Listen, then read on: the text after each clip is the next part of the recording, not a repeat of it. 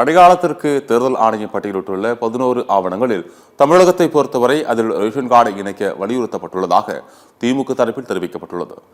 திமுக வழக்கறிஞர் அணி, மாநில நிர்வாகிகள், மண்டல பொறுப்பாளர்கள், சட்டமன்ற தொகுதி ஒருங்கிணைப்பாளர்கள் ஆலோசனைக் கூட்டம், அமைச்சர் செயலாளர் RS பாரதி, சட்டத்துறை செயலாளர் NR இளங்கோ ஆகியோர் தலைமையில் அண்ணா அறிவாலயத்தில் நடைபெற்றது.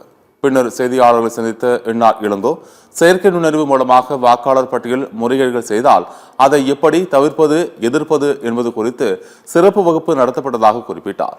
பீகாரில் நடக்கக்கூடிய வாக்காளர் பட்டியல் திருத்தத்தில் உள்ள அம்சங்களை இந்தியா கூட்டணி தெளிவாக எடுத்துச் சொல்லி இருப்பதாகவும் அவர் கூறினார். இது அவர்கள் பட்டியலிட்டிருக்கக்கூடிய 11 ஆவணங்கள் சாதாரண குடிமகனிடம் இருக்கக்கூடிய ஆவணங்கள் அல்ல. பாஸ்போர்ட் அல்லது பென்ஷன் பேப்பர்ஸ் அல்லது மெட்ரிகுலேஷன் சர்டிபிகேட், பர்த் சர்டிபிகேட், எப்படி என்று 11 ஆவணங்கள் அனைத்து சாதாரண மக்களிடம் இல்லாத ஆவணங்களாக அவர்கள் பட்டியலிட்டிருக்கிறார்கள்.